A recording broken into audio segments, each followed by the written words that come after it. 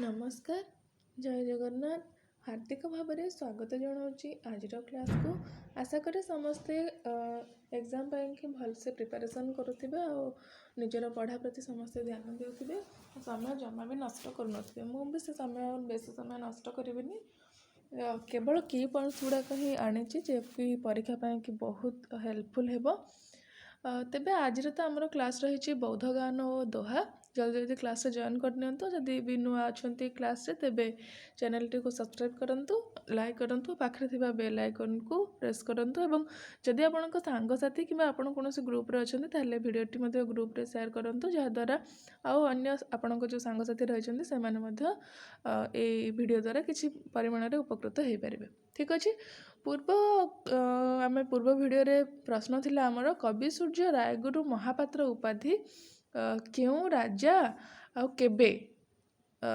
बलदेव रथ को देथिले ए प्रश्न थिला ना तेबे से प्रश्नर उत्तर हेउछि हमर 1815 ख्रीष्टाब्द रे द्वितीय मुकुंद देव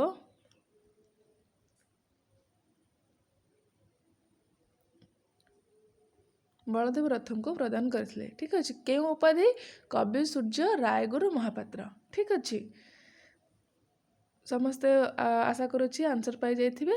तेबे आज आम आरंभ करबा आज आमर टॉपिक रही बौद्ध गान और दोहा आमे जानिचे ओडिया प्राचीन साहित्य भाव में बौद्ध गान जहाँ को आम चर्या गीतिका कहूचे ताहा गोटे स्वतंत्र स्थान अधिकार करिछि।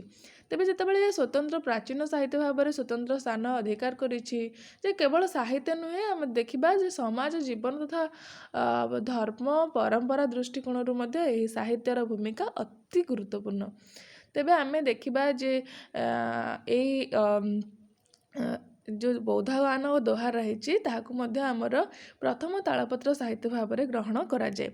तेबे बंगलार प्रख्यात गवेषक महामहोपाध्याय हरप्रसाद शास्त्री नेपाल प्राचीन पोथी को संग्रह करने समय 1907 ख्रीष्टाब्द रे नेपाल राजदरबार पोथीशाला 50 टी गीतिका थिबा विशिष्ट गोटे पोथी पाइथिले। तेबे सेही पोथीर ना हेउची कोन ना चर्या गीतिका। ठीक अछि तो प्रथम यदि प्रश्न आसे जे बौद्ध गान दोहा केबे माने संग्रह करा जाइथिला ताले 1907 ख्रीष्टाब्द रे किए संग्रह करथिले हरप्रसाद शास्त्री आ केउठारु नेपाल राजदरबार आ सेथिरे केतोटे गीत रहिथिला 50 टी गीत रहिथिला। देखो एठी केते गुडे प्रश्न मध्ये हमें आलोचना मध्ये करदेले।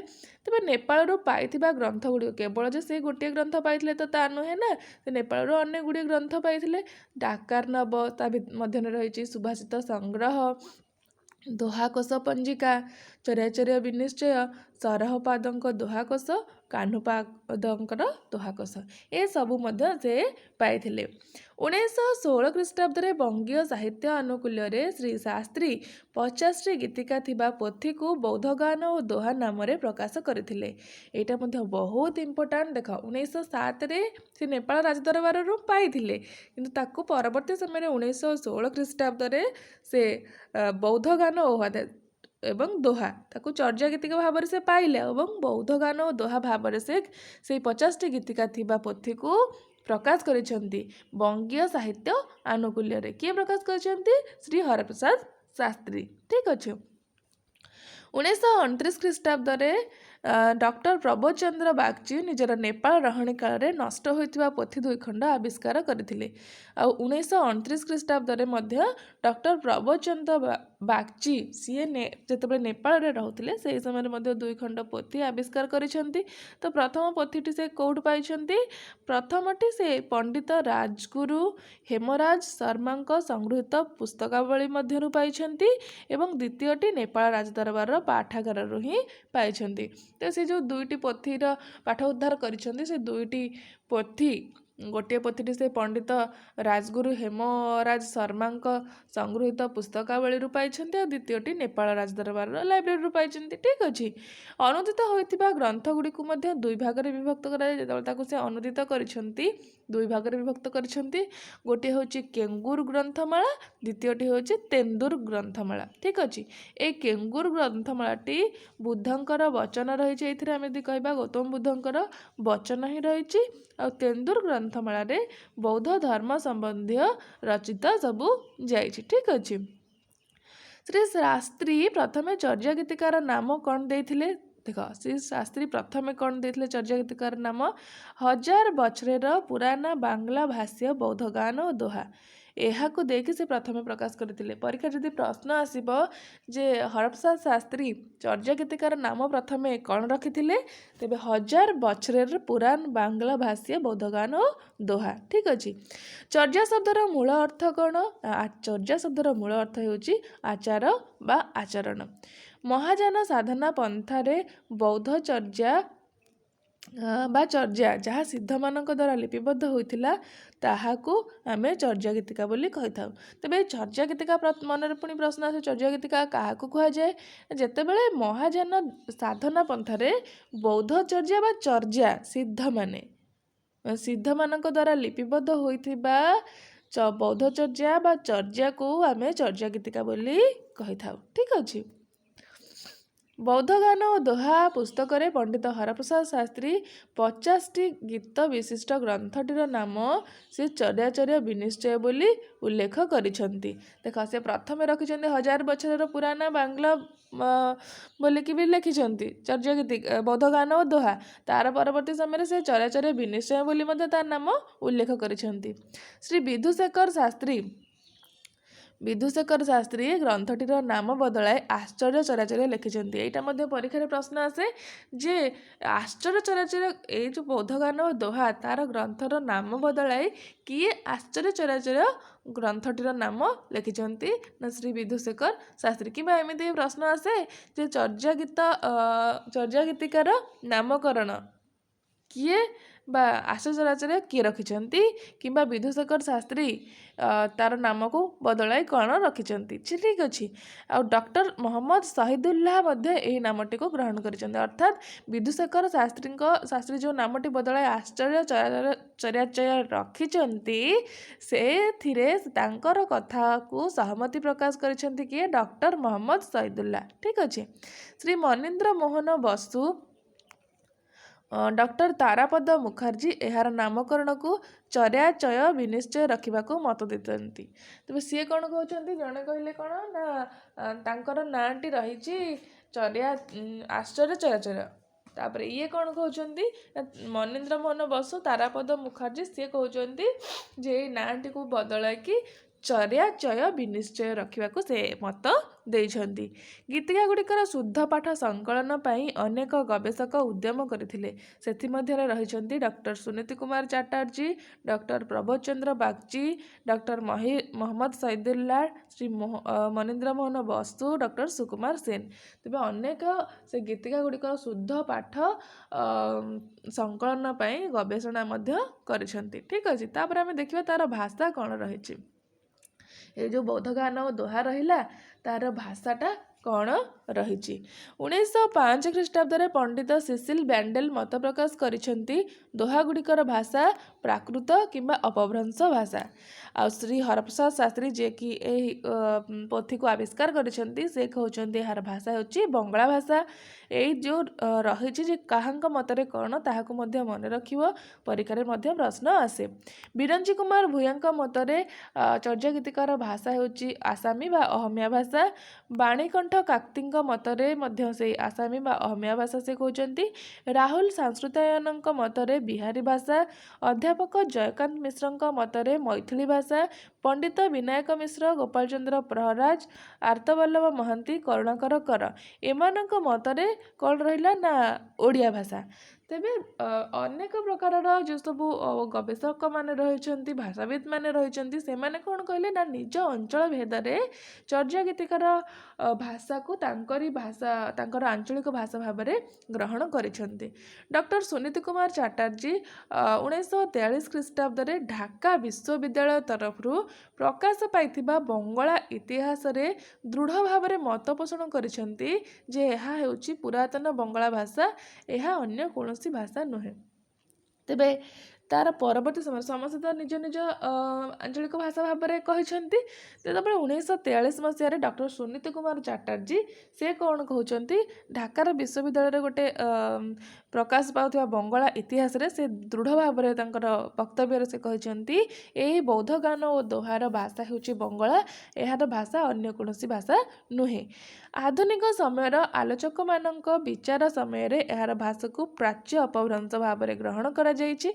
तेबे भाषागत आलोचनार बौद्ध गान और दोहा ग्रंथटी ओडिया भाषा रे रचित ओडिया भाषार द्वारबंध बोली मध्य एहाको ए ग्रंथ को ग्रहण करा जाए। ठीक अच्छे परीक्षा रे भी एमती प्रश्न आसे ओडिया भाषार द्वारबंध भाव में क्या ग्रहण करा जाए। ठीक अच्छे तेबे आम जदि भाषागत दृष्टि देखा तार भाषा को विश्लेषण करवा ताहा आमर ओडिया भाषार प्राचीन रूप बोली आमे देखा पाइबा। ठीक अच्छे चर्या गीतार ओडियात्व को 3टी अध्याय प्रमाण करा जायछि। ए जो ओडिया भाषा पुणी रही ताहाकु मध्य 3टी भाग में प्रमाण करा जायछि। गोटे होछि धार्मिक आ गोटे होछि ऐतिहासिक आ गोटे होछि भाषातात्विक। तो धार्मिक भाव में वज्रयान सहजयान आदि तांत्रिक बौद्ध धर्मर पीठ उड़ियान बा आधुनिक ओडिशा थिला तेणु यार भाषा ओडिशा बोली मध्य ग्रहण माने ओडिया बोली मध्य ग्रहण करा जाय। आ ऐतिहासिक दृष्टिकोण सिद्ध आचार्यगण उत्कलीय थिले सेतिरे जो 50 गीत लिखिं जो आचार्यगण बा जो सिद्धाचार्यगण ताहांकु आमे से माने जेहेतु ओडिशार थिले जेहेतु उत्कलर थिले तेणु यार भाषा मध्य उत्कलर बोली अनुमान करा जाय। आ भाषातात्विक दृष्टि जदि आमे देखिबा तार शब्दमाला विभक्ति प्रत्यय सर्वनाम क्रियाविधि वाक्य रचना आदि आधुनिक ओडिया भाषार निकटवर्ती बोली जानिबाकु पाइबा तेणु एहाकु हमर प्राचीन ओडिया भाषा बोली मत दिया जाय। 1958 ख्रीष्टाब्द डॉक्टर नवीन कुमार साहू बुद्धिजीम इन ओडिशा नामक एक गवेषणा लब्ध ग्रंथ रे प्रकाश करिसेंती। एथिरु आमे बौद्ध धर्म संपर्कीय मूल्यवान ऐतिहासिक तथ्य पाऊ। तेबे तार परवर्ती समय रे 1958 रे डॉक्टर नवीन कुमार साहू सी गोटे पुस्तक रचना करछंती बुद्धिजीम इन ओडिशा। सेथिरे मध्ये आमे अनेक बौद्ध धर्म र ग्रंथ पाई थाउ जेमिति कि हमर रहला बौद्ध धर्म को हमर दुई भाग रे विभक्त करा जायछि। कौन कौन ना हीनयान आ गोटे हला महायान। यही महायान को पुणी दुई भाग विभक्त करा जायछि पारमितान्वय आ गोटे होछि मंत्रन्वय आ मंत्रन्वय को ही हमर मंत्रयान भाव में ग्रहण करा जाय। ठीक अछि मंत्रयान को ही हमर ए मंत्रन्वय को मंत्रयान भाव में ग्रहण करा जाय। आ एथिरा हमें 6टी अभिचार देखिबा मन रखिबा मारण मोहन स्तंभन विद्वेषण उच्चाटन और वशीकरण यही 6टी जाक अभिचार आम देखा पाइबा। आ 5टा मकार मध्य रही 5 मकार कौन कौन रही मद्य मांस मत्स्य मुद्रा और मैथुन ये 5टा मकार मध्य आम देखा पाइबा। मंत्रयान वज्रयान कालचक्रयान सहजयान सृष्टि होइछि। तो मंत्रयान रु कौन कौन सृष्टि होइछि आमे जो देखिले मंत्रनय रु मंत्रयान सृष्टि होइछि आ मंत्रयान रु वज्रयान सृष्टि होइछि कालचक्रयान सृष्टि होइछि एवं सहजयान सृष्टि होइछि। ठीक अछि मन रखिबा मंत्रयान रु कौन कौन सब सृष्टि होइछि। आविष्कृत पोथीर 50टी गीतिकार आम 23 जन कवि अच्छा आम जो बौद्ध गान और दोहा देखा से 50टी गीत अच्छी आ 50टी गीत को आमर केते जन कवि लिखिं 23 जन कवि लिखिं।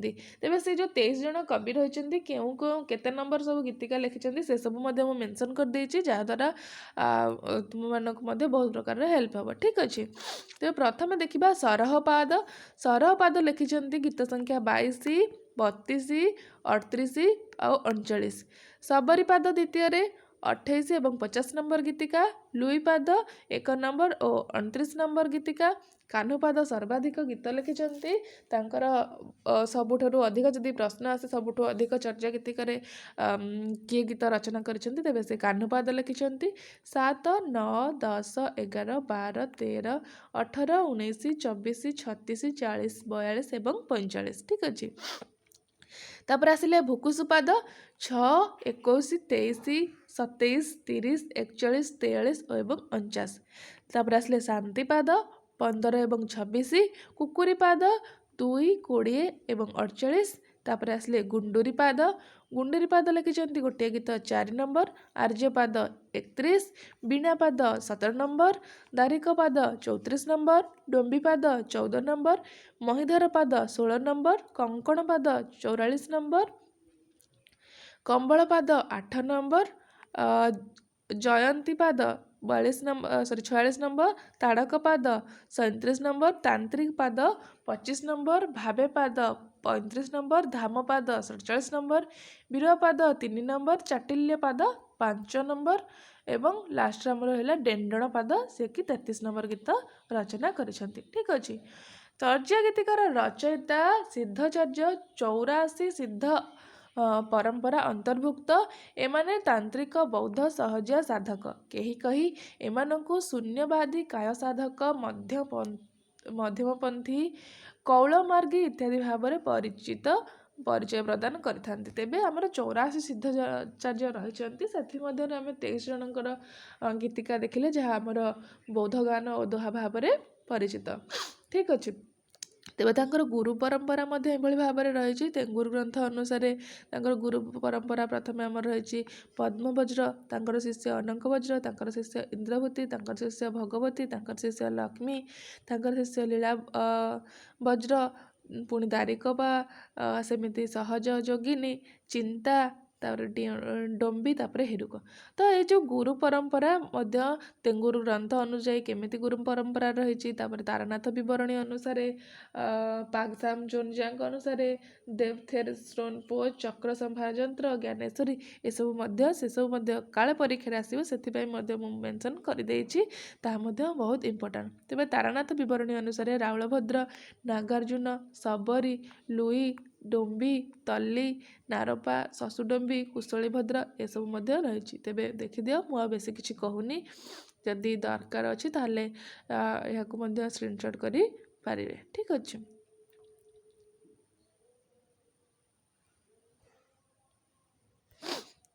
ତେବେ ଦୋହା ସଂଗ୍ରହର ନାମ ଦୋହାକୋଷ। ସିଦ୍ଧଚାର୍ଯ୍ୟମାନଙ୍କର ଧର୍ମ ଓ ଦର୍ଶନର ଯଥାର୍ଥ ପରିଚୟ ଏହି ଦୋହାକୋଷରୁ ହିଁ ମିଳିଥାଏ। ଯେଉଁ 84 ସିଦ୍ଧଚାର୍ଯ୍ୟ ଅଛନ୍ତି, ଆମେ ଏଇ ଦୋହାକୋଷରୁ ହିଁ ପାଇବା।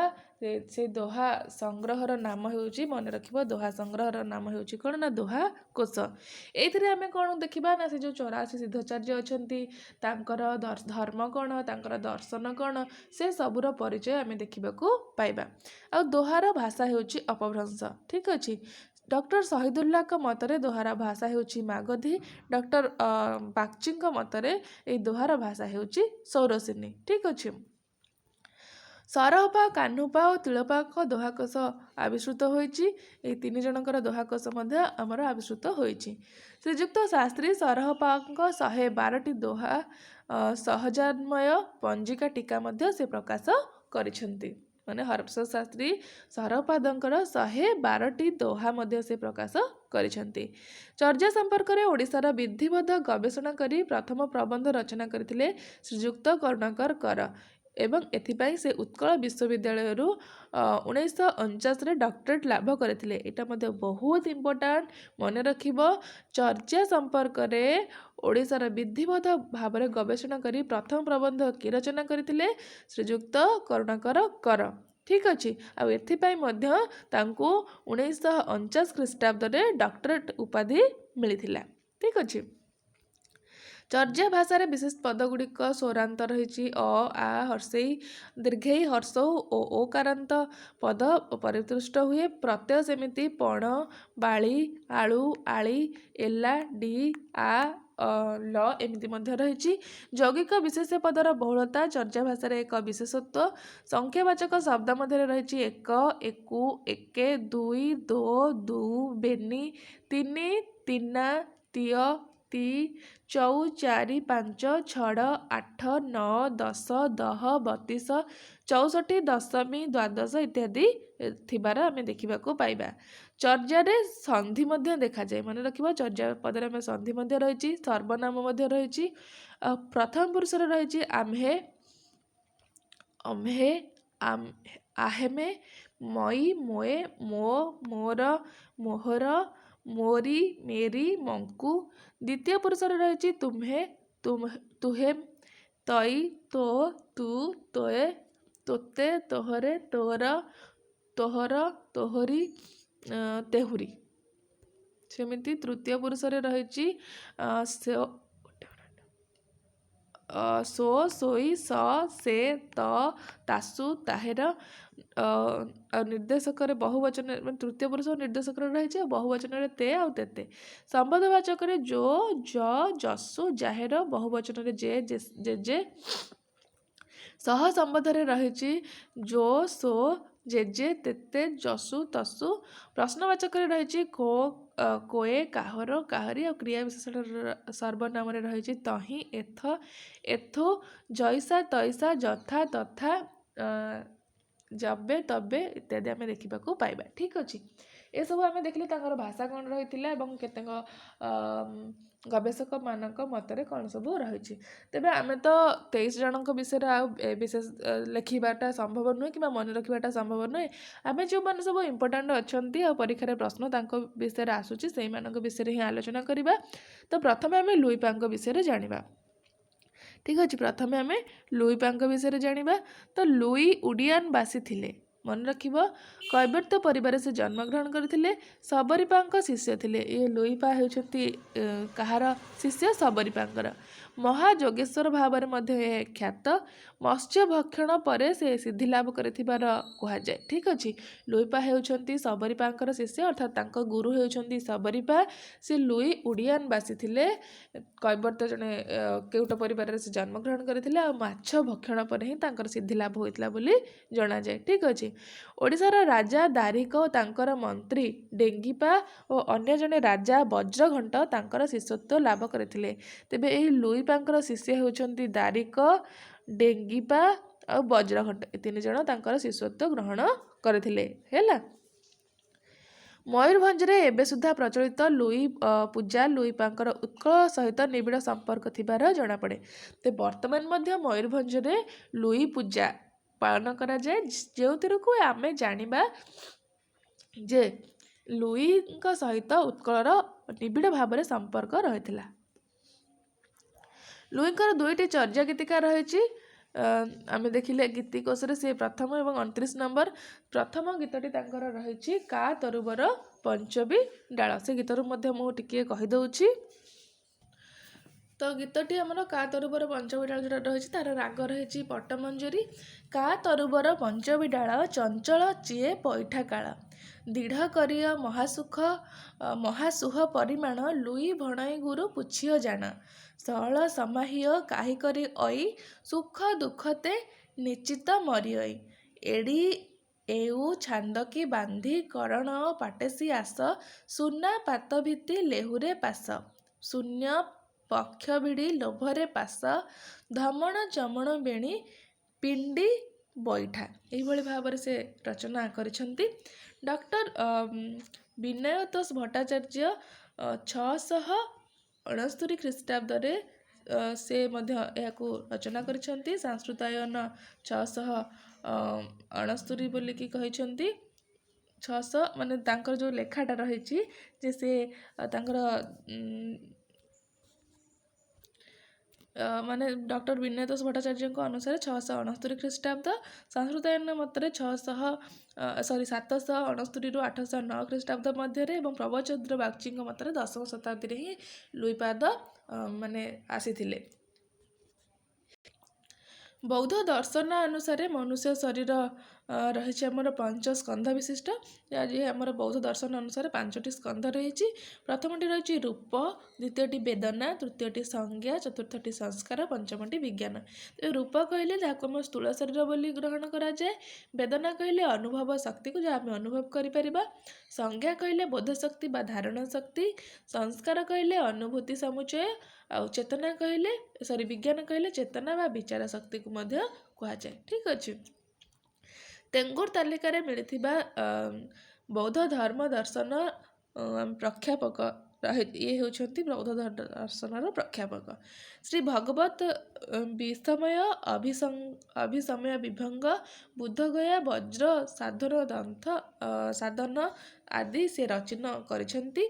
ହିନ୍ଦୁ ତନ୍ତ୍ରାନୁଯାୟୀ ଶରୀରରେ 72,000 ନାଡ଼ି ରହିଛି, ତନ୍ମଧ୍ୟରୁ 32ଟି ପ୍ରଧାନ ଏବଂ 3ଟି ନାଡ଼ି ଶ୍ରେଷ୍ଠ। ତ 3ଟି ନାଡ଼ି କିଏ କିଏ ଶ୍ରେଷ୍ଠ? ଇଡ଼ା, ପିଙ୍ଗଳ ଆଉ ସୁଷୁମ୍ନା। ବୌଦ୍ଧ ତାନ୍ତ୍ରିକ ଗଣ ଷଡ଼ାଙ୍ଗ ଯୋଗ ସାଧନା କରନ୍ତି। ସେ ଷଡ଼ାଙ୍ଗ ଯୋଗ ସାଧନା କ'ଣ କ'ଣ? ନା ରହିଛି ପ୍ରତ୍ୟାହାର, ଧ୍ୟାନ, ପ୍ରାଣାୟାମ, ଧାରଣା, ଅନୁଶ୍ରୁତି ଏବଂ ସମାଧି। ଠିକ୍ ଅଛି। ତ ଏହା ଥିଲା ଆମର ଲୁଇପାଙ୍କ ବିଷୟରେ ବିବରଣୀ। ଲୁଇପା 2ଟି ଗୀତ ରଚନା କରିଛନ୍ତି, ସେଥିମଧ୍ୟରେ ଆମେ କା ତରୁବର ପାଞ୍ଚ ବିଡ଼ାଳ ସେଟା ପରୀକ୍ଷାରେ ପ୍ରଶ୍ନ ଆସେ, ତେଣୁ ସେଇଟା ମଧ୍ୟ ମୁଁ କହିଦେଲି। ଆମର ମାନେ ସେଥିରେ ଆମର ଦେହକୁ ତରୁ ସହିତ ତୁଳନା କରାଯାଇଛି। ତରୁ ଅର୍ଥାତ୍ ଆମର ଯେଉଁ ଲତା ବୋଲିକି କହୁଛେ, ସେ ଗଛରେ ଆମର 5ଟି ଡାଳ ରହିଛି। ଦେହରେ ମଧ୍ୟ ଆମର ଯେମିତି 5ଟା ଇନ୍ଦ୍ରିୟ ବା 5ଟା ସ୍କନ୍ଧ ରହିଛି। ଏହି ଇନ୍ଦ୍ରିୟଙ୍କ ପ୍ରଭାବରେ ଚିତ୍ତ କେମିତି ଚଳଚଞ୍ଚଳ ହେଉଛି, ତେଣୁ ଦେହର କାଳ ଆସି ପଶଇ ଚିତ୍ତର ଏହି ଚଞ୍ଚଳତା ଦୂର ହେଲେ, ଚିତ୍ତ ଦୃଢ଼ ସ୍ଥିର ହେଲେ ମହାସୁଖ କିଭଳି ଲାଭ ହୁଏ, ଚିତ୍ତ ଦୃଢ଼ୀ କରିବାର ଉପାୟ ଗୁରୁଙ୍କୁ ପଚାରି ବୁଝିବାକୁ ହେବ ବୋଲି ଲୁଇପାଦ କହିଛନ୍ତି। ଏହିଭଳି ଭାବରେ ସେ ଗ୍ରନ୍ଥଟି ରହିଛି। ଅର୍ଥାତ୍ ସଂସାରର ମୋହମାୟାକୁ ଛାଡ଼ିକି କେବଳ ଭଗବାନଙ୍କୁ ହିଁ ପ୍ରାପ୍ତି କରିବା କୁ ସେ କହିଛନ୍ତି। ତାପରେ ଆମେ ଦେଖିବା ଶବରୀପା। ଶବରୀପା ଗୋଟିଏ କୁରୁକୁଲ ସାଧନର ରଚୟିତା। ଶବରୀପା ଗୋଟିଏ କୁରୁକୁଲ ସାଧନର ରଚୟିତା। ସେ ନିଜର 2 ପତ୍ନୀ, ଗୋଟେ ହେଉଛନ୍ତି ତାଙ୍କର ପତ୍ନୀ ଲକ୍ଷ୍ମୀ ଏବଂ ଗୁଣୀ, ଏ 2 ଜଣଙ୍କ ସହିତ ସିଦ୍ଧାଚାର୍ଯ୍ୟ ନାଗାର୍ଜୁନଙ୍କ ଦ୍ୱାରା ମନ୍ତ୍ରଯାନରେ ଦୀକ୍ଷିତ ହୋଇଥିଲେ। ତାଙ୍କର ଗୁରୁ ହେଉଛନ୍ତି କିଏ? ସେ ନାଗାର୍ଜୁନ ହେଉଛନ୍ତି ଶବରାଚାର୍ଯ୍ୟଙ୍କ ଗୁରୁ। ଲକ୍ଷ୍ମୀ ଓ ଗୁଣୀଙ୍କ ଚର୍ଯ୍ୟା ନାମ ହେଉଛି ପଦ୍ମାବତୀ ଏବଂ ଜ୍ଞାନବତୀ। ତେବେ ଏଇ ତାଙ୍କର ଯେଉଁ 2ଟି ସ୍ତ୍ରୀ ରହିଲେ ଲକ୍ଷ୍ମୀ ଏବଂ ଗୁଣୀ, ତାଙ୍କର ଚର୍ଯ୍ୟା ଭିତରେ ଲକ୍ଷ୍ମୀଙ୍କର ଚର୍ଯ୍ୟା ନାମ ହେଉଛି ପଦ୍ମାବତୀ ଏବଂ ଗୁଣୀଙ୍କର ଚର୍ଯ୍ୟା ନାମ ହେଉଛି ଜ୍ଞାନବତୀ। ଠିକ୍ ଅଛି। ଡକ୍ଟର ବିନୟତୋଷ ଭଟ୍ଟାଚାର୍ଯ୍ୟଙ୍କ ଅନୁସାରେ ଶବରୀପାଙ୍କ ସମୟ ହେଉଛି 657 ଖ୍ରୀଷ୍ଟାବ୍ଦ। ସଂସ୍କୃତାୟନ ତାଙ୍କୁ ରାଜା ଧର୍ମପାଳଙ୍କ ସମୟ, ଯାହାକୁ 1779ରୁ 809 ଖ୍ରୀଷ୍ଟାବ୍ଦର ସମୟ ବୋଲିକି ସେ କହିଛନ୍ତି। ଚର୍ଯ୍ୟା ଗୀତ କୋଷରୁ ସେ 2ଟି ଗୀତିକା ଲେଖିଛନ୍ତି। 28 ନମ୍ବର ଗୀତ ଆଉ 50 ନମ୍ବର ଗୀତ, ସେ 2ଟି ଗୀତ ରଚନା କରିଛନ୍ତି। ତେବେ ତାଙ୍କର ଯେଉଁ ମୁଖ୍ୟ ଗୀତଟି ରହିଛି, ଆମର ପ୍ରଧାନ ଗୀତଟି ଉଚ୍ଚା ଉଚ୍ଚା ପାବ ତହିଁରେ ବସଇ ଶବରୀ ବାଳି, ସେ ଗୀତ ମଧ୍ୟ ମୁଁ ଟିକିଏ କହିଦେଉଛି। ଉଚ୍ଚା ଉଚ୍ଚା ପାବ ତହିଁ ବସଇ ଶବରୀ ବାଳି, ମୋରଙ୍ଗୀ ପିଛ ବିହରଣ ଶବରୀ ଗିବତ ଗୁଞ୍ଜରୀ ମାଳି। ଉମତ ଶବରୋଗା ଗଳ ଶବରମ କର, ଗୁଳି ଗୁହଡ଼ି ତୋହରି ଣହ ଘରଣୀ ନାମେ ସହଜ ସୁନ୍ଦରୀ। ନାନା ତରୁବର ମଉଳିରେ ଗଅଣତ ଲାଗେଲି ଡାଳି, ଏକିଲି ଶବରୀ ଏଣେଇ ହିଣ୍ଡର କର୍ଣ୍ଣ କୁଣ୍ଡଳ ବଜ୍ରଧାରୀ। ତ ଏହିଭଳି ଭାବରେ ସେ ଗୀତ ମଧ୍ୟ ରହିଛି। ପାକ୍ ସାମ ଜାନ୍ ଜୋଙ୍ଗ ଅନୁସାରେ ବଙ୍ଗଳାର ଶବର ସମ୍ପ୍ରଦାୟରେ ସେ ଜନ୍ମଗ୍ରହଣ କରିଛନ୍ତି। ରାହୁଲ ସଂସ୍କୃତାୟନଙ୍କ ମତରେ ସେ ଜଣେ କ୍ଷତ୍ରିୟ ବିକ୍ରମଶିଳାର ସେ ଅଧିବାସୀ ଥିଲେ ବୋଲି। ଦେଖ ଅଲଗା ଅଲଗା ମତ କେମିତି ରହୁଛି, ଯେ ତାଙ୍କର ଜନ୍ମ ସମୟକୁ ନେଇକରି ମତ ରହୁଛି ଏବଂ ତାଙ୍କର ଜନ୍ମ ସ୍ଥାନକୁ ନେଇକି ଏବଂ କେଉଁ ସମ୍ପ୍ରଦାୟରେ ଜନ୍ମଗ୍ରହଣ କରିଛନ୍ତି ସେ ସମୟକୁ ନେଇକି ମଧ୍ୟ ବିଭିନ୍ନ ପ୍ରକାର ମତଭେଦ ରହିଛି। ତାଙ୍କର ଯୋଗୀପା ଓ ସର୍ବଭକ୍ଷପା ନାମରେ 2ଟି ଶିଷ୍ୟ ଥିଲେ। ମନେ ରଖିବ, ତାଙ୍କର ଯୋଗୀପା ଓ ସର୍ବଭକ୍ଷପା ଏ 2ଟି ନାମରେ 2 ଜଣ ଶିଷ୍ୟ ମଧ୍ୟ ରହିଛନ୍ତି। ଶବରୀପାଙ୍କ ନାମରେ 10 ଗୋଟି ବଜ୍ରଯାନୀ ଶାସ୍ତ୍ରର ଉଲ୍ଲେଖ ରହିଛି। ଆଉ ଶବରୀପାଙ୍କ ନାମରେ 10 ଗୋଟି ବଜ୍ରଯାନୀ ଶାସ୍ତ୍ରର ମଧ୍ୟ ଉଲ୍ଲେଖ ରହିଛି। ଠିକ୍ ଅଛି। ତାପରେ ଆମେ ଜାଣିବା କାହ୍ନୁପାଙ୍କ ସମ୍ପର୍କରେ।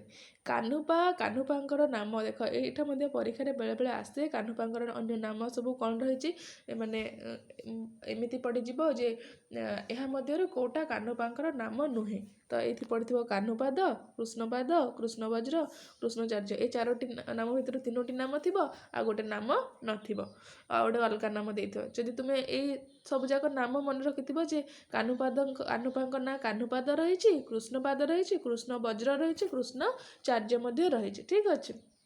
ତାହେଲେ ଆରାମସେ ପରୀକ୍ଷାରେ କରିକି ଆସିପାରିବ। ତେବେ ଇଏ ହେଉଛି ତାଙ୍କର ସବୁ ଅନ୍ୟ ନାମ। ଆଉ ସିଏ 69 ଖଣ୍ଡ ବହି ଲେଖିଛନ୍ତି। ଏ କାହ୍ନୁପା 69 ଖଣ୍ଡ ବହି ଲେଖିଛନ୍ତି। ତେଙ୍ଗୁରରେ 15ଟି ସ୍ଥାନରେ ତାଙ୍କୁ ଭାରତବାସୀ ବୋଲି କୁହାଯାଇଛି। କାହ୍ନୁପା ଓଡ଼ିଶାର ବ୍ରାହ୍ମଣ ପରିବାରରେ ଜନ୍ମଗ୍ରହଣ କରିଥିଲେ ଏବଂ ତାଙ୍କର ଗୁରୁ ଥିଲେ ଜାଳନ୍ଧରୀ ପାଦଙ୍କର ସେ କାହ୍ନୁପା ହେଉଛନ୍ତି ପ୍ରିୟ ଶିଷ୍ୟ। ପାକ୍ ସାନ୍ ଜୋନ୍ ଜାଙ୍ଗରେ 3 ଜଣ କାହ୍ନୁଙ୍କର ନାମ ରହିଛି। ଆମେ ଯଦି ଦେଖିବା ସେ ପାକ୍ ସାମ୍ ଜାନଜୋଙ୍ଗ ସେଇ ପୁସ୍ତକରେ 3 ଜଣ କାହ୍ନୁଙ୍କର ନାମ ହିଁ ରହିଛି। ଡକ୍ଟର ବିନୟତୋଷ ଭଟ୍ଟାଚାର୍ଯ୍ୟଙ୍କ ମତରେ କାହ୍ନୁପାଦଙ୍କର ସମୟ ରହିଛି ସେ କ'ଣ କହୁଛନ୍ତି ନା 8ମ ଶତାବ୍ଦୀ। ଡକ୍ଟର ରାହୁଳ ସଂସ୍କୃତାୟନଙ୍କ ମତରେ ସିଏ କାହ୍ନୁପାଦଙ୍କୁ ରାଜା ଦେବପାଳଙ୍କ ସମସାମୟିକ ବୋଲି କହିଛନ୍ତି। ଆଉ ରାଜା ଦେବପାଳଙ୍କ ସମସାମୟିକ ହେଉଛି ଖ୍ରୀଷ୍ଟ 900 ଖ୍ରୀଷ୍ଟାବ୍ଦ 950 ବୋଲିକି। ଚର୍ଯା ଗୀତିକୋଷିକାରେ ତାଙ୍କର ରଚିତ 13ଟି ଗୀତ ସମ୍ବଳିତ ରହିଛି। ମନେ ରଖିବ 13ଟି ଗୀତ ସମ୍ବଳିତ ରହିଛି। 13ଟି ଗୀତ ମଧ୍ୟରୁ ଗୋଟିଏ ଯେଉଁଟା ପରୀକ୍ଷାରେ ଆମର ଆସିଲା ପରୀକ୍ଷା ଆସେ ସେଇଟା ଆମର ହେଉଛି ନଗର ବାହାରେ ଡୁମ୍ବି ତୋହରି କୁଡ଼ିଆ, ଛୁଇଁ ଛୁଇଁ ଯାଇସ ବ୍ରାହ୍ମଣ ନାଡ଼ିଆ, ଆଲୋଡମ୍ବି ତୋଏ ସମ କରିବମ ସାଙ୍ଗ, ନିଘଣ କାହ୍ନା କାପାଳି ଜୋଇ ଲାଙ୍ଗ, ଏକସେ ପଦ୍ମା 64 ପାଖୁଡ଼ା, ତହିଁ ବଢ଼ି ନାଚ ଡମ୍ବି ବାପୁଡ଼ି। ଏଇଭଳି ଭାବରେ ଏ ଗୀତ ମଧ୍ୟ ରହିଛି। ଠିକ୍ ଅଛି। ତ ସେ କ'ଣ କହୁଛନ୍ତି ପରିଶୁଦ୍ଧ ଅବୋଧ ସୁଷୁମ୍ନାକୁ ଡମଣୀ ରୂପରେ ବର୍ଣ୍ଣନା କରିଛନ୍ତି। ଡମଣୀ ତନ୍ତୀ ଚାଙ୍ଗୁଡ଼ି ବିକିଲା ପରେ ଯେମିତି ବିଷୟ ବାସନା ବେପାର ଏ ସଂସାରରେ ଚାଲିଛି ସେ ତାକୁ ଛାଡ଼ିକି କିଭଳି ଆତ୍ମା ସହିତ କିଭଳି ପରମାତ୍ମାଙ୍କର ମିଳନ ହେବ ସେ ବିଷୟ ମଧ୍ୟ ସେ ଏଥିରେ ବର୍ଣ୍ଣନା କରିଛନ୍ତି। ଯେ ଯଦି ଆମେ ତାକୁ ବାହାରୁ ଦେଖିବା ଯେ ଏହା ଗୋଟେ ଯେମିତି ଗୋଟେ କମେଡ଼ି ପରିକା ଲାଗିବ କିନ୍ତୁ ତାର ବହୁତ ଗୁହ୍ୟ ଅର୍ଥ ମଧ୍ୟ ରହିଛି। ତାପରେ ଆମେ ଜାଣିବା ସରହପାଙ୍କ ବିଷୟରେ। ସିଦ୍ଧଚାର୍ଯ୍ୟ ସରହପା ଆଦି ସିଦ୍ଧି ଭାବରେ ଗୃହୀତ। ମନେ ରଖିବ ସିଦ୍ଧଚାର୍ଯ୍ୟ ସରହପାଙ୍କୁ ଆମର ଆଦି ସିଦ୍ଧି ଭାବରେ ଗ୍ରହଣ କରାଯାଏ। ତିବ୍ବତୀୟ ତାଙ୍ଗୁର ଗ୍ରନ୍ଥାନୁସାରେ ସେ ଓଡ଼ିଆନ୍ ବା ଓଡ଼ିଶାର ଅଧିବାସୀ ଥିଲେ। ପାକ୍ ସାନ୍ ଜାନ୍ ଜୋଙ୍ଗ ଅନୁସାରେ ସେ ପ୍ରାଚ୍ୟ ଦେଶର ରାଗି ନଗରୀର ଜନ୍ମଗ୍ରହଣ କରିଥିଲେ ଏବଂ ତାଙ୍କର ନାମ ଥିଲା ରାହୁଳ ଭଦ୍ର ବା ରାହୁଳ ରୁଚି ଓ ସରୋଜ ବଜ୍ର ବା ପଦ୍ମବଜ୍ର। ତେବେ ତାଙ୍ଗୁର ଗ୍ରନ୍ଥ ଅନୁସାରେ ସେ କ'ଣ ନା ଓଡ଼ିଶାରେ ଜନ୍ମଗ୍ରହଣ କରିଥିଲେ। ଆଉ ପାକ୍ ସାଙ୍ଗ୍ ଜାମ୍ ଜୋନ୍ଙ୍କ ଅନୁସାରେ ସେ ପ୍ରାଚ୍ୟ ଦେଶରେ ହିଁ ଜନ୍ମଗ୍ରହଣ କରିଥିଲେ। ସେ ବ୍ରାହ୍ମଣ ପରିବାରରେ ଜନ୍ମଗ୍ରହଣ କରିଥିଲେ। ତାଙ୍କର ପିତା ବ୍ରାହ୍ମଣ ଆଉ ମାତା ଡାକିନୀ ଥିଲେ। ସେ ବ୍ରାହ୍ମଣ ପରିବାରରେ ଜନ୍ମଗ୍ରହଣ କରିଥିଲେ। ଆଉ ଯଦି ଆମେ କହିବା ତାଙ୍କ ପିତା ବ୍ରାହ୍ମଣ ଏବଂ ମାତା ଡାକିନୀ ଥିଲେ। ସେ ବୌଦ୍ଧ ଶାସ୍ତ୍ର ବ୍ରାହ୍ମଣ ଶାସ୍ତ୍ର ଉଭୟରେ ପାଣ୍ଡିତ୍ୟ ଅର୍ଜନ କରିଥିଲେ। ଓଡ଼ିଶାର ରାଜା ଚୈବେ ସୁକଳ୍ପଙ୍କ ଦ୍ୱାରା ମନ୍ତ୍ରଯାନରେ ସେ ଦୀକ୍ଷିତ ହୋଇଥିଲେ। ତେବେ ତାଙ୍କର ଗୁରୁ ହେଉଛନ୍ତି ଚୈବେ ସୁକଳ୍ପ। ତାଙ୍କ ଦ୍ୱାରା ହିଁ ସେ ମନ୍ତ୍ରଯାନରେ ଦୀକ୍ଷିତ ହୋଇଥିଲେ। ସେ ରାଜା ରତ୍ନପାଳ ଓ ତାଙ୍କର ବ୍ରାହ୍ମଣ ମନ୍ତ୍ରୀଙ୍କୁ ମନ୍ତ୍ରଯାନରେ ଦୀକ୍ଷିତ କରାଇଥିଲେ। ସେ ତ ଚୈବୋକ ସୁକଳ୍ପଙ୍କ ଦ୍ୱାରା ମନ୍ତ୍ରରେ ଦୀକ୍ଷିତ ହୋଇଥିଲା ତ ତାଙ୍କ ଗୁରୁ ଥିଲେ। ଆଉ ସେ ତାଙ୍କର ଶିଷ୍ୟ ଥିଲେ କିଏ ରାଜା ରତ୍ନପାଳ ଆଉ ତାଙ୍କର ବ୍ରାହ୍ମଣ ମନ୍ତ୍ରୀଙ୍କୁ ମଧ୍ୟ ସେ ମନ୍ତ୍ରଯାନରେ ଦୀକ୍ଷିତ କରାଇଥିଲେ। ମହାରାଷ୍ଟ୍ରରେ ମହାମୁଦ୍ରା ସାଧନ କରି ସିଦ୍ଧି ଲାଭ କରିଥିଲେ। ସେ ହେଉଛନ୍ତି ମହାରାଷ୍ଟ୍ରରେ ମହାମୁଦ୍ରା ଲାଭ କରି ସରହପା ସିଦ୍ଧି ଲାଭ କରିଥିଲେ। ସର ନିର୍ମାତା କନ୍ୟା ସାହାଚର୍ଯ୍ୟରେ ସେ ସିଦ୍ଧି ଲାଭ କରିଥିଲେ। ଜଣେ ସର ନିର୍ମାତା କନ୍ୟା ରହିଛି ତାହାରି ସାହାଯ୍ୟରେ ହିଁ ସେ ସିଦ୍ଧି ଲାଭ କରିଥିଲେ। ଡକ୍ଟର ବିନୟତୋଷ ଭଟ୍ଟାଚାର୍ଯ୍ୟଙ୍କ ଅନୁସାରେ ରାଜା ଧର୍ମକୀର୍ତ୍ତିଙ୍କ ଶାସନକାଳ ସମୟରେ ହିଁ ସେମାନେ ତାଙ୍କ ସମସାମୟିକ ବୋଲିକି ଆମେ ସରହପାଙ୍କୁ କୁହାଯାଇଛି। ସରହପାଙ୍କ ସମୟକୁ 8ମ ଶତାବ୍ଦୀ ଭାବରେ ମଧ୍ୟ କେହି ଗବେଷକ ଗ୍ରହଣ କରିଛନ୍ତି। ତେବେ ତେଙ୍ଗୁର ତାଲିକାରେ ସରହ ଭଣିତାରେ 25ଟି ତାନ୍ତ୍ରିକ ଗ୍ରନ୍ଥ ମିଳେ। ଏଇଟା ମଧ୍ୟ ମନେ ରଖିବ। 4ଟି ଚର୍ଯା ଗୀତିକାରେ ଗୀତ ରଚନା କରିଛନ୍ତି। ସେ 4ଟି ଚର୍ଯା ଗୀତିକା ରଚନା କରିଛନ୍ତି। ଆପଣ ରଚି ରଚି ଭବ ନିର୍ମାଣ ମିଛେ ଲୋଏ ବନ୍ଧ ବଏ ଆପଣା। ଏଇଟା ମଧ୍ୟ ମନେ ରଖିବ। ଏଇଭଳି ଭାବରେ ସେ 4ଟି ଗୀତ ରଚନା କରିଛନ୍ତି। ଏଇଟା ପ୍ରଥମ ଗୀତ ରହିଛି ତାଙ୍କର। ତାପରେ ହେଉଛି ଭୁକୁସୁପା। ଭୁକୁସୁପାଙ୍କ ବିଷୟରେ ଆମେ ଜାଣିବା। ଚର୍ଯା ଗୀତିକାରେ ଭୁକୁସୁପା 8ଟି ଗୀତ ରଚନା କରିଛନ୍ତି। ତାଙ୍କର ଅନ୍ୟ ନାମ ହେଉଛି ଶାନ୍ତିଦେବ। ଏଇଟା ବହୁତ ଇମ୍ପୋର୍ଟାଣ୍ଟ ମନେ ରଖିବ। ଭୁକୁସୁପାଙ୍କର ଅନ୍ୟ ନାମ ହେଉଛି ଶାନ୍ତିଦେବ। ମହାଯାନ ଶାନ୍ତିଦେବଙ୍କ ଠାରୁ ସେ ଭିନ୍ନ। ତେଙ୍ଗୁର ଗ୍ରନ୍ଥ ଅନୁସାରେ ଶ୍ରୀ ଗୁହ୍ୟ ସମାଜ ମହାଯୋଗତନ୍ତ୍ର ବଳବିଧି ଓ ସହଜଗୀତି ନାମକ 2ଟି ଗ୍ରନ୍ଥ ସେ ରଚନା କରିଛନ୍ତି। ଗୋଟିଏ ହେଉଛି ଶ୍ରୀ ଗୁହ୍ୟ ସମାଜ ମହାଯୋଗତନ୍ତ୍ର ବଳବିଧି ଆଉ ଅନ୍ୟଟି ହେଉଛି ସହଜଗୀତି। ଠିକ୍ ଅଛି। ଏଇ 2ଟି ଗ୍ରନ୍ଥ ସେ ରଚନା କରିଛନ୍ତି। ଓଡ଼ିଶାର କେଉଁଝର ଜିଲ୍ଲାରେ ତାଙ୍କର ଜନ୍ମ। ସେ ଓଡ଼ିଶାର କେଉଁଝର ଜିଲ୍ଲାରେ ଜନ୍ମଗ୍ରହଣ କରିଛନ୍ତି। ପାକ୍ ସାମ୍ ଜୋନ୍ ଜାଙ୍ଗ୍ ଗ୍ରନ୍ଥ ଅନୁସାରେ ତାଙ୍କର ନାମକୁ ଭୁସୁକୁ ଓ ରାଉତ ବୋଲିକି କୁହାଯାଏ। ଆଉ ଏକାଦଶ ଶତାବ୍ଦୀର ମଧ୍ୟଭାଗରେ ସେ ଅବସ୍ଥାନ କରନ୍ତି ବୋଲି କୁହାଯାଇଛି। ତାଙ୍କର ଗୀତ ମଧ୍ୟରୁ କାହେରୀ ମେଲି ଅଛହୁଁ କିସ ବେତିଲି ହାକ ପଡ଼ଇ ଚୌଦିଶ ଏହିଭଳି ଭାବରେ ସେ ଗୀତ ମଧ୍ୟ ରଚନା କରିଛନ୍ତି।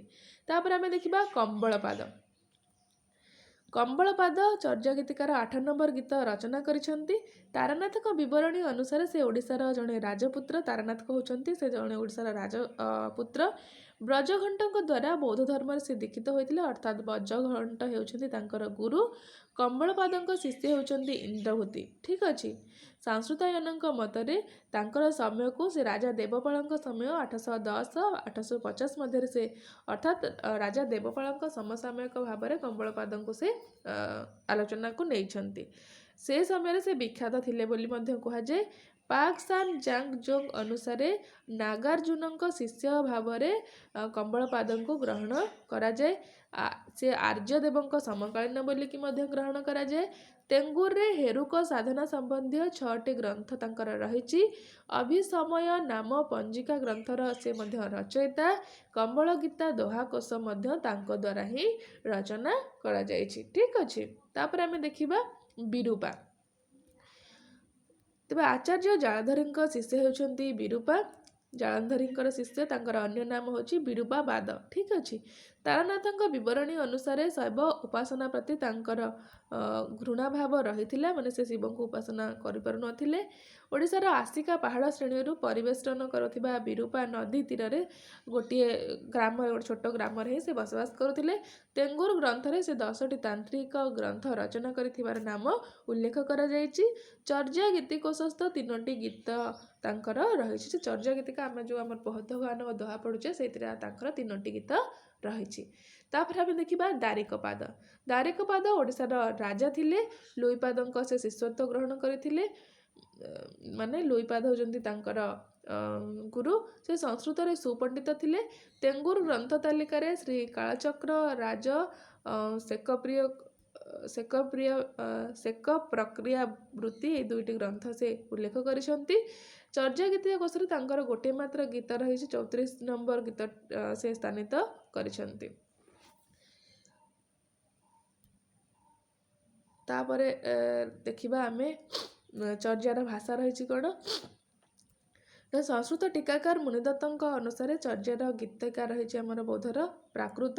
ଅଧ୍ୟାପକ ବେଣ୍ଡେଲ ସାହେବଙ୍କ ମତରେ ଅପଭ୍ରଂଶ ବା ବୌଦ୍ଧ ପ୍ରାକୃତ। ରାହୁଲ ସଂସ୍କୃତାୟନ ଡକ୍ଟର ସୁନୀତି କୁମାର ଚାଟାର୍ଜୀ ଆଦି ପ୍ରମୁଖ ଆଲୋଚକଙ୍କ ମତରେ ତାହା ହେଉଛି ଅପଭ୍ରଂଶ ଏବଂ ଖଗେଶ୍ୱର ମହାପାତ୍ରଙ୍କ ମତରେ ତାହା ହେଉଛି ଆମର ପ୍ରାଚ୍ୟ ଅପଭ୍ରଂଶ ଭାଷା ଭାବରେ ମଧ୍ୟ ସେ ଗ୍ରହଣ କରିଛନ୍ତି। ତେବେ ଏହା ମଧ୍ୟ ମନେ ରଖିବା, ପରୀକ୍ଷାରେ ବହୁତ ଥର ପ୍ରଶ୍ନ ଆସେ ଯେ ବୌଦ୍ଧ ଗାନ ଓ ଦୋହାର ଭାଷା ସଂସ୍କୃତ ଟୀକାକାର ମୁନିଦତ୍ତଙ୍କ ମତରେ କ'ଣ ଥିଲା, କିମ୍ବା ଅଧ୍ୟାପକ ବେଣ୍ଡେଲ ସାହେବଙ୍କ ମଧ୍ୟରେ କ'ଣ ଥିଲା, କିମ୍ବା ଆଉ ଅନ୍ୟ କିଛି ମଧ୍ୟ ପ୍ରଶ୍ନ ଆସିପାରେ। ଠିକ୍ ଅଛି। ତେବେ ଏହା ଥିଲା ଆଜିର ବିଷୟବସ୍ତୁ, ଯାହାକି ଆମର ବୌଦ୍ଧ ଗାନ ଓ ଦୋହା। ଚେଷ୍ଟା କରିଛି କେବଳ କି ପଏଣ୍ଟସ୍ ଗୁଡ଼ାକ ଆଣିବାକୁ। ଏମିତି ତ ଆମେ ଯଦି ଆଲୋଚନା କରିବା ଏଥିରେ ବହୁତ ଗୁଡ଼ିଏ ଜିନିଷ ଅଛି ଯାହାକୁ ଆମେ ନିହାତି ଗୋଟେ 5-6ଟା କ୍ଲାସ୍ ହେଲେ ହିଁ ଆମର ସମ୍ପୂର୍ଣ୍ଣ ହୋଇପାରିବ।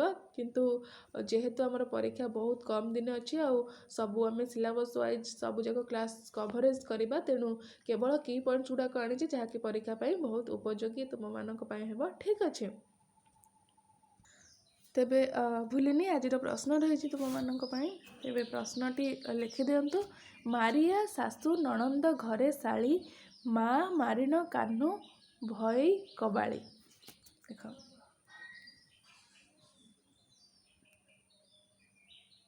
ମାରିଆ ଶାଶୁ ନଣନ୍ଦ ଘରେ ଶାଳୀ,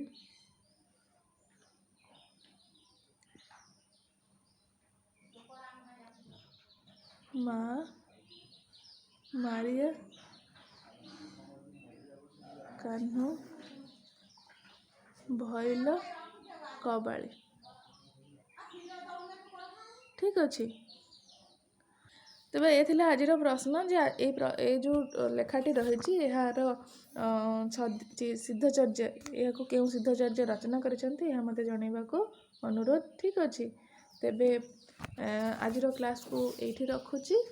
ନମସ୍କାର, ଜୟ ଜଗନ୍ନାଥ। ଯଦି ଆପଣମାନେ ମୋର କ୍ଲାସ୍ରେ ନୂଆ ଅଛନ୍ତି ତେବେ ଚ୍ୟାନେଲଟିକୁ ସବସ୍କ୍ରାଇବ୍ କରିବାକୁ ଅନୁରୋଧ। ଆଉ ଯଦି କ୍ଲାସ୍ ଭଲ ଲାଗୁଛି ତେବେ ମୋତେ କମେଣ୍ଟ ସେକ୍ସନରେ ଜଣାଇବାକୁ ମଧ୍ୟ ଅନୁରୋଧ, ଯାହାଦ୍ୱାରା ମୁଁ ଏମିତି ନୂଆ ନୂଆ କ୍ଲାସେସ୍ ଗୁଡ଼ାକ ଯାହା ବି ସିଲାବସ୍ ୱାଇଜ୍ ଅଛି ତାକୁ ସାରିବାକୁ ଯଥାଶୀଘ୍ର ଚେଷ୍ଟା କରିବି। ଆଉ ମୁଁ ସବୁଦିନ ମଧ୍ୟ ଚେଷ୍ଟା କରୁଛି ଯେ ଯେମିତିକି ଗୋଟେ କ୍ଲାସ୍ ଦେବା ପାଇଁ। ଠିକ୍ ଅଛି, ନମସ୍କାର, ଜୟ ଜଗନ୍ନାଥ।